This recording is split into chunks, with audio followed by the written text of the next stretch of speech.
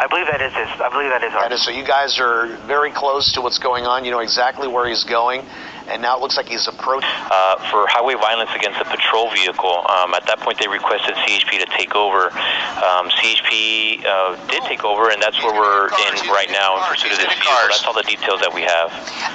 For a while, we saw one of the officers fairly up close, closer than we typically see the vehicles on this car, but they have backed off. Any particular reason on that? Well, it could be several different reasons. Trying to get closer to see how many occupants, to try and confirm how many occupants we might have in the vehicle. At this point, I believe it's only one occupant, but obviously we won't be able to confirm that until this pursuit is over and we can actually clear the vehicle. The air traffic control tower at LA would not let us follow this guy along the 110 freeway, so we had to go the long way around. And but at any rate, we were able to catch up with him over in the Hawthorne area here. But again, there is going to be the CHP helicopter that is in very close proximity to him, northbound side of the 110 freeway. He's just crossed under the 405 and will be fast approaching the 91 freeway here. Of course, he'll have the option of staying on the 91, staying on the 110 freeway, going through Gardena and Compton up towards Hawthorne.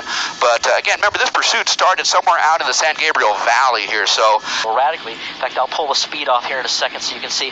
We're going to go in digitally, and you can see you've got very heavy tint on those passenger windows, even on the top window. We can get closer than anybody can with our cameras here in Los Angeles, and we can see exactly, we can get a look at that driver, see if we can get any type of make or a description on it, but a lot of dark tint on that vehicle, and that's exactly why that's illegal, because we can't really, law enforcement can't see inside, can't see who the suspect is. We're going to try to push a little bit forward here as we cross right over the 405 freeway. We cross under that. We're approaching the 91 interchange here, but again, really dark. We can't really see in there, so we're going to pull back out. Just too dark to see through that tint. Well, sometimes it's difficult for them, especially with tinted windows like that, to know if there's one, two, multiple people in this vehicle.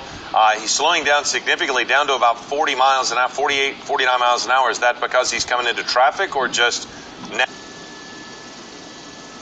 Okay, 91 freeway, 91 freeway.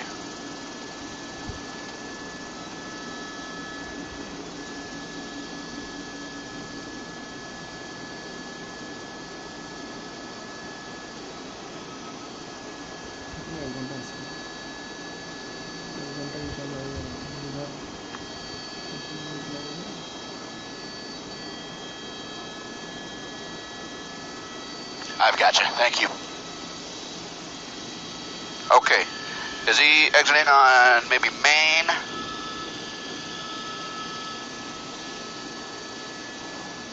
He just took the Main Street off-ramp here loose. He just basically transitioned from the northbound side of the 110 freeway over to the East 91, and you just saw him make that hairpin turn. He just got off on our Main or Avalon, and basically he's back onto the eastbound 91 freeway again. So it looks like these kind of attempts to shake the CHP, you know, from being so close to him, essentially, definitely not going to work. I mean, we have a couple of airships above. Wow, look at that. He just collided with the CHP officer there. That is not going to go well for this guy. That is not going to go well. You know, that could potentially be perceived as assault with a deadly weapon against a police officer here. So that might change the way they treat this guy, the way they react to this guy, if and when this thing does stop. So we'll kind of watch and see what that was a major incident right there. So that could change the flow, the course of how this pursuit ends. So we are traveling Compton now. Compton, eastbound side of the 91 freeway, coming through Compton. We'll be coming up on say Alameda here in just about a mile and a half or so. Beyond the Compton area, you got the 710 freeway at North Long Beach, but you just saw that he collided with a CHP officer on the freeway at freeway speeds, very dangerously. We saw that him colliding intentionally with other vehicles along the 101 and the 110 freeway. So this guy showing no regard for anything except you know, his hope to get away from this all, but that's not going to happen here. We have several layers of police helicopters. We have, let's widen out the shot just for a second here, just to give you an idea how many units of the CHP are now following this. Guys, this is not going to end nice for this guy unless he gives up peacefully here, but look at how many units are behind this guy on the eastbound side of the 91 freeway. again, we'll be coming up on Alameda. Beyond Alameda, we'll be coming up over towards the 710 freeway, North Long Beach, Bellflower. Beyond that, if this guy decides to head up into the San Gabriel Valley, maybe he wants to take the 710 freeway north. But at any rate, yeah, this guy is making some very, very dangerous and very dangerous moves for himself that could be perceived in a manner that is not going to bode well for him once they do get this guy stopped. So this is going to be a very dangerous situation, not only for him, but it continues to be a very dangerous situation, obviously, for the police officers, the CHP officers that are trying to get this guy to slow down and stop. I mean, he collided with a CHP officer. Not only that, he collided intentionally with other vehicles on the freeway, commuters along the 101 and the 110 freeway southbound. So again, he's showing no regard for the safety of anyone, and all he's thinking about is just kind of continuing this very dangerous and reckless pursuit here. So the charges against this guy are definitely starting to stack up as we cross over Alameda, and we'll be over towards the 710 freeway in a matter of about another mile and a half. So we'll see what he does. But wow, you just saw that wild situation here where he actually collided with a CHP officer. The number one lane of traffic, and he's going to, wow, sudden move. Okay, you know that this guy is not afraid to crash into anyone here, so as long as it doesn't disable his car, you know that this guy will swerve and sideswipe and do whatever he has to avoid being disabled and being captured here by the CHP. But eastbound side of the 91 freeway, we'll be coming up on, let me look down the freeway, okay, coming up on Atlantic, coming up on Cherry beyond that, we'll be coming up on Downey, Lakewood, and Bellflower beyond that. So here we go, coming through North Long Beach, and in another couple of miles, we'll be coming through Bellflower here. So East 91 freeway, lots of slower moving traffic, and he's kind of using that, well, I don't know if it's more or less to his advantage, but he's using that slower traffic to kind of weave in and out, and he's trying to distance himself from the CHP. But the CHP is definitely in very close proximity, and as I mentioned before, we have a couple of layers of helicopter that are following this guy. So this guy's just not going to get away, not under these circumstances here. He's just now coming up on a slower moving box van. You know, if he wanted to, he could just move over to the right lane, and that's what he's doing. Go ahead. All right, yeah, we were just going to, sorry to interrupt you there, we're going to continue to follow watching this vehicle and this pursuit, but we have Juan Galvan back on the line from the CHP. Juan, we just saw this driver aggressively ram into one of the CHP vehicles. Not a good idea. Absolutely. Now this is assault with a deadly weapon on a peace officer. That vehicle is disabled now, so the pursuit is continuing. We are eastbound 91, as you mentioned. Last entry I have here is approaching Atlantic. So we just want to be cautious and have the public be careful while they're out there. And if this is coming into your area or into your location, just try and stay away. Move off to the right. Okay. All right, we continue to watch this vehicle. Have you ever seen a driver this aggressive before for this long a period of time? Each pursuit that we have, we treat with extreme caution. There are pursuits where they are like this. Unfortunately, it happens during the night and it doesn't get attention as it does here. But we have seen rammings. We have seen the suspect in pursuits be very aggressive in this nature. Just to let our viewers to know what's going on here, how did this all start in San Gabriel? The call that we have at 11:32 was from San Gabriel PD that they were in pursuit of a white Nissan SUV, which I believe is a Nissan Rogue, for highway violence against a San Gabriel marked patrol vehicle. A pursuit ensued, and then at that point we were requested to take over. We, as in CHP, were requested to take over, and that's where we currently are right now. Any information on what exactly led to that incident? We don't have the exact, or what the exact action was that led to the highway violence, or what the action was. However, we are pursuing based on that, and now the assault on peace officer on our CHP officer. So, just from what you've seen on air, what potential charges is he facing up to this point? Well, there are several charges. It could be felony evading as well as the assault on peace officers, and depending on what the crime was against the San Gabriel PD unit as well, will all be included. All right, we continue to watch this again. This is a white Nissan Rogue, just weaving in and out of traffic, reaching speeds at one point of on the 105 freeway of 115 miles per hour. I don't know about you, Lou, but I have not seen one that's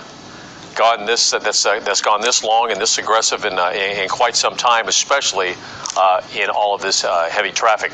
Marcona, where exactly are we at this point? Yeah, Glenn, welcome to the show here, eastbound side of the 91 freeway. We've just passed Lakewood Boulevard. We're coming up on Bellflower Boulevard. In fact, I think we just passed Bellflower Boulevard. And so now we are basically heading through Bellflower over towards Cerritos, eastbound side of the 91 freeway, over towards the 605 is where we are going now.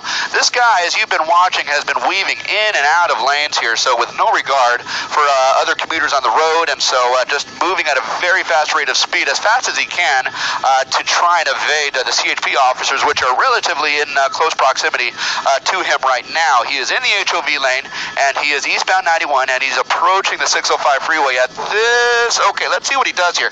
If he stays in kind of those left lanes, he's going to be committed to the 91 freeway east, and he'll be coming through Cerritos.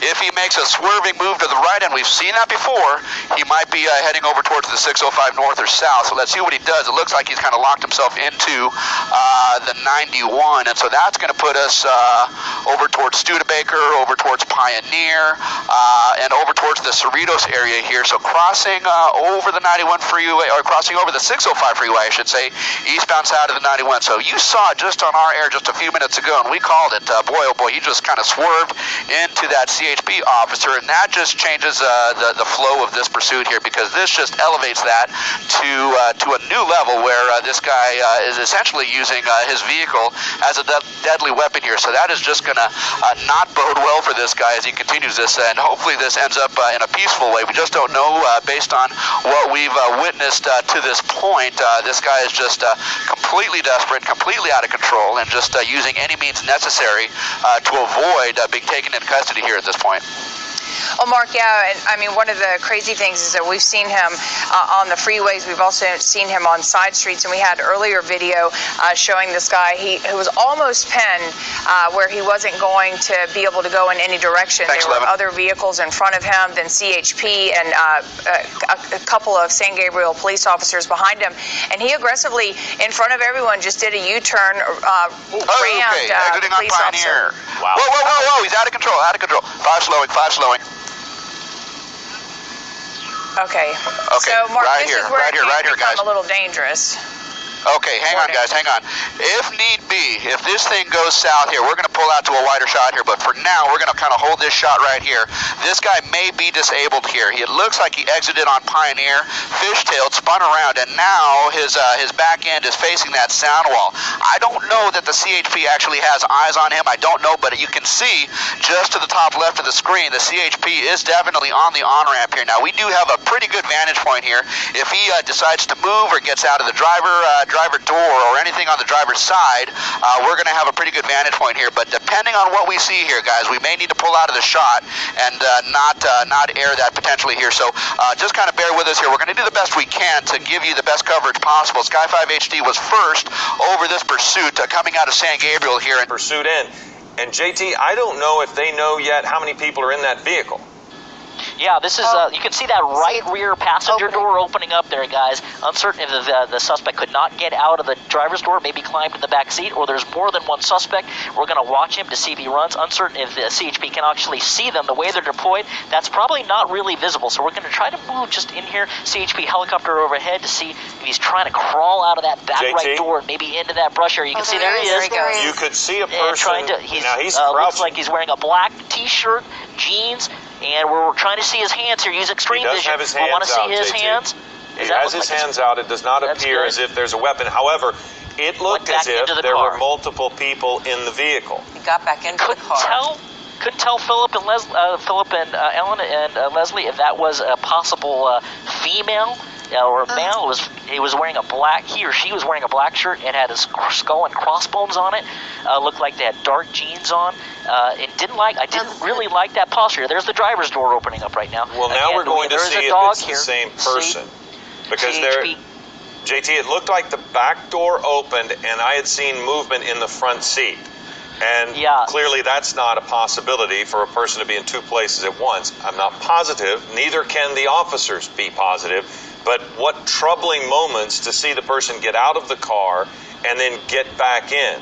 Bruce Thomas, if you're still with us, what does that do to officers who are trying to secure this location? In the car through the sunroof, but the officers are going to make sure they have plenty of personnel there, safe the area, flood the area, so if it does turn into a foot bail, now they're running they on flood. can maintain They're moving through the visual bushes. contact and take them into custody. But in this case, what you have right now is someone that is not willing to give themselves up. We have Okay, someone Bruce, hold running on. through the bushes right now.